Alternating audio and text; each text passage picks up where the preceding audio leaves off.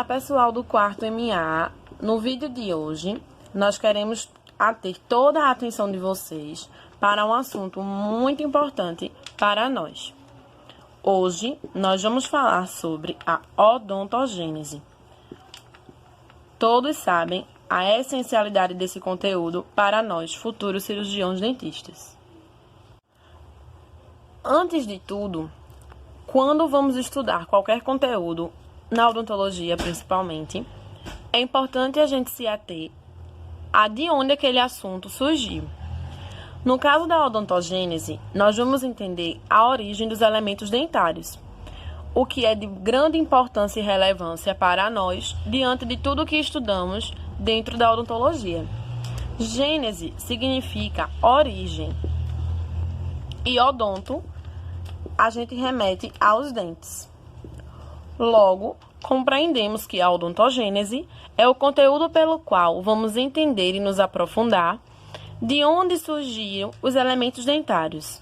A nossa base de estudo, até agora, vimos que a odontogênese é o processo de formação dos dentes e ela tem início nas primeiras semanas de vida intrauterina e continua durante anos após o nascimento. Então, não apenas tem o seu início e o seu fim de maneira rápida, mas sim de forma contínua durante anos após o nascimento. Este processo pode ser explicado destacando-se os seguintes eventos: a fase de botão, a primeira fase, a fase de capuz, a segunda fase, a fase de campânula, que também pode ser chamada de fase sino, a fase de coroa e, por fim, a fase de raiz. Hoje, nós vamos tentar explicar para vocês cada uma dessas fases e os eventos que ocorrem em cada uma delas, a fim de esclarecer e reiterar o conhecimento sobre esse conteúdo que, como já foi dito, é de extrema importância para nós. Continuando, por volta da quarta semana de desenvolvimento, as células da crista neural migram para uma região, que é a região de face e pescoço. Quando esse caminho acontece, o que é que vai ser formado? Vai ser formado 6 arcos faríngeos. Esses arcos, por sua vez, 4 serão visíveis e 2 deles serão rudimentares internos, portanto, não visíveis em relação aos outros 4 arcos que surgiu a partir desse caminho. Células da crista neural para a região de face e de pescoço. O primeiro arco, formado no processo anteriormente explicado, vai originar o processo maxilar e o processo mandibular, estruturas anatômicas extremamente importantes para o trabalho do cirurgião dentista. Em seguida, a formação do processo mandibular e do processo maxilar vai delimitar a cavidade bucal primitiva, que é o início da cavidade bucal e de possíveis estruturas que futuramente aparecerão. Superiormente, esta cavidade é delimitada por um processo, que é o processo frontal, que também contribui para a formação de estruturas importantes, como o lábio e também a língua e os componentes da cavidade bucal. Na quinta semana, existe uma banda epitelial. Essa banda epitelial vai se aprofundar no ectomesênquima, que é formada por células da crista neural. Então, aqui existem células que adviram das estruturas da crista neural.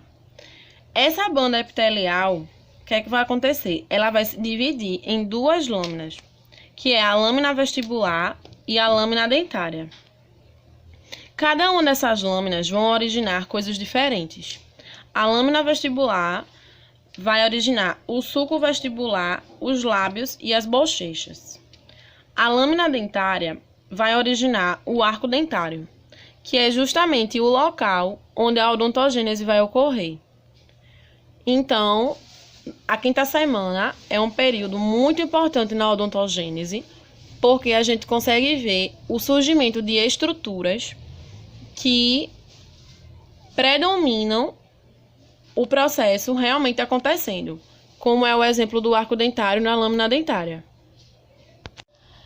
A odontogênese propriamente dita começa na 7ª semana de vida intrauterina, por influência das células que migraram da crista neural para a banda epitelial e para o ectomesênquima. Os dentes passam pelas mesmas fases de desenvolvimento, mas isso não ocorre ao mesmo tempo. Primeiro ocorre a migração das células da crista neural e depois é que os dentes passam por esse processo, após a formação no arco dentário, na lâmina dentária, onde a odontogênese acontece.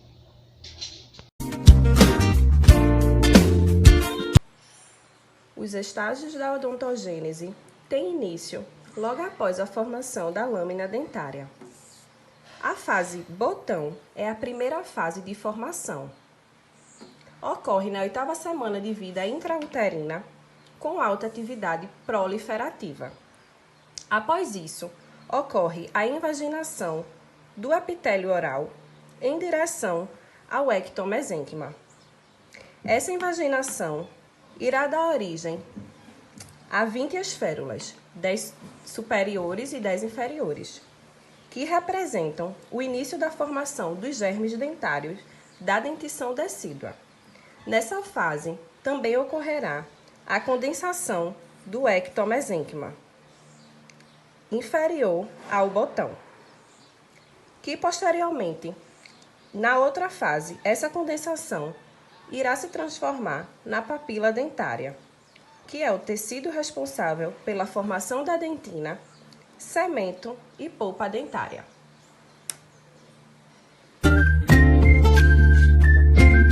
Uma vez estabelecida a fase de capuz, podemos observar diversos componentes do germe dentário.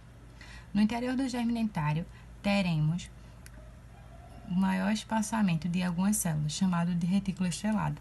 Esse nome é dado por suas células apresentarem o formato de estrelas. Revestindo essa região, teremos a região conhecida como epitélio externo, que se trata de uma camada única e localizada na convexidade do capuz epitelial. Assim como teremos também a região do epitélio interno do órgão do esmalte, no qual é representado por uma camada única e localizada na concavidade, onde se encontra a condensação ectomesenquimal. Esses três componentes formarão o órgão do esmalte, que será responsável pelo esmalte dentário.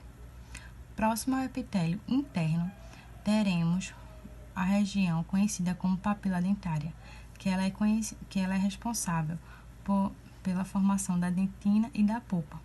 E mais afastada da papila dentária é a região do folículo dentário. Que dará origem ao periodonto de inserção do dente, que é, no caso, o cemento, o ligamento periodontal e o osso alveolar.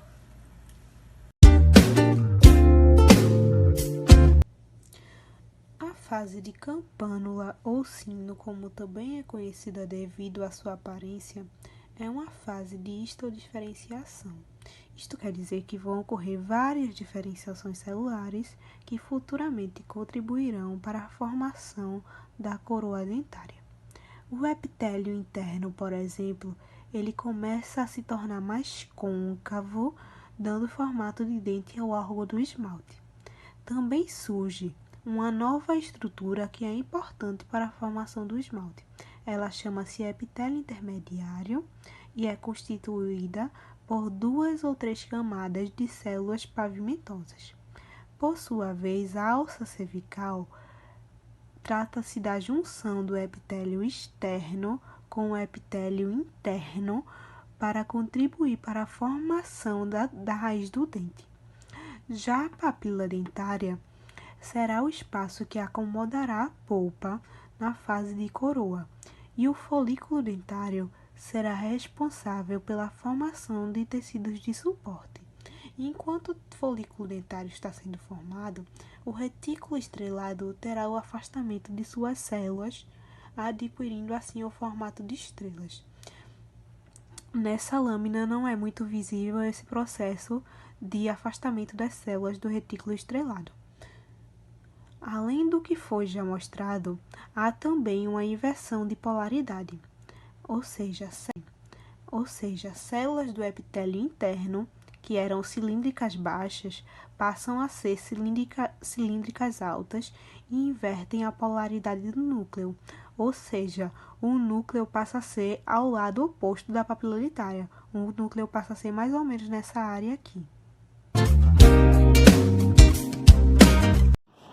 Coroa é um estágio avançado da fase de campânula, que se caracteriza pela deposição da dentina e do esmalte.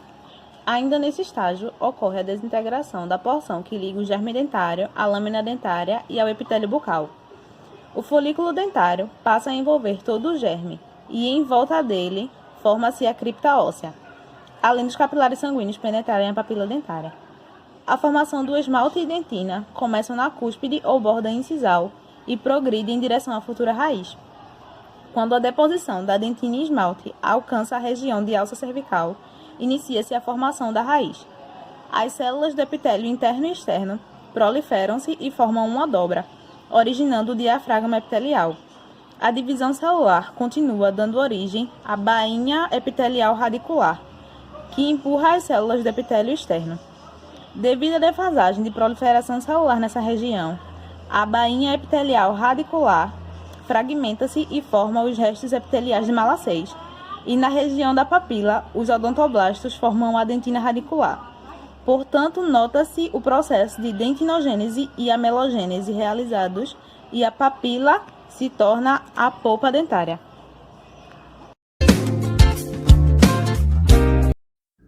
A última fase de formação dos dentes é a chamada de fase raiz. É nela que, como o próprio nome sugere, acontece a formação da raiz radicular. Nessa fase, se formam novas estruturas, como o aumento da alça cervical, e formará o futuro ápice da raiz. O osso que estava em formação incorpora e a bainha epitelial estimula a diferenciação da papila dentária em odontoblasto. E o odontoblasto secreta a dentina radicular. Conforme ela vai crescendo, ela rompe a bainha epitelial, formando os restos epiteliais de Malassez. Quando a dentina entra em contato com o folículo dentário, ela estimula e se diferencia em comentoblasto, forma o cemento, osteoblasto, forma o osso alveolar e fibroblasto, forma o ligamento periodontal. Podemos visualizar todas as fases da odontogênese, que são fase botão, fase capuz, fase sino, fase coroa e a fase raiz. Após a formação completa do dente, podemos visualizar certas estruturas como dentina, câmara pulpar, gengiva, canal radicular, ligamento periodontal, forame apical, osso, e também existe uma subdivisão, que é coroa e raiz. Isso é na fase raiz que ocorre a erupção do dente. Assim, é nessa etapa que você finalmente consegue ver o seu dente nascendo e crescendo.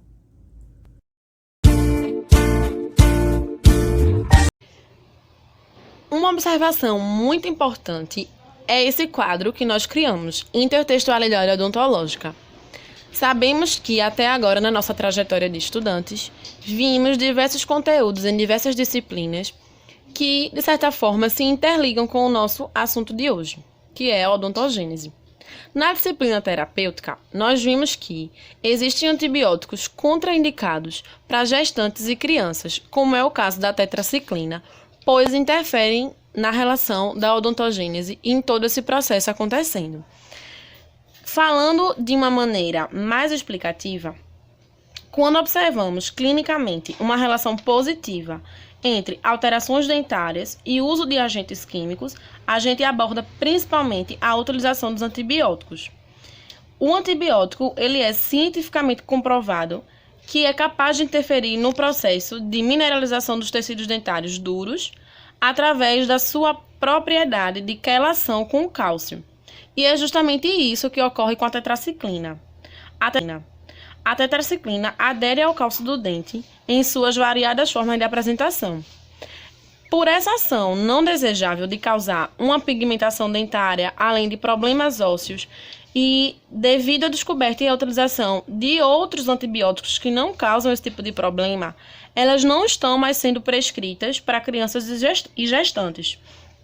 Esse tipo de antibiótico compromete as estruturas dentárias, caso a utilização tenha sido conciliada com o período de formação dos dentes, que apresentam as alterações clínicas, que é justamente a hipoplasia de esmalte, que é o problema mais frequente.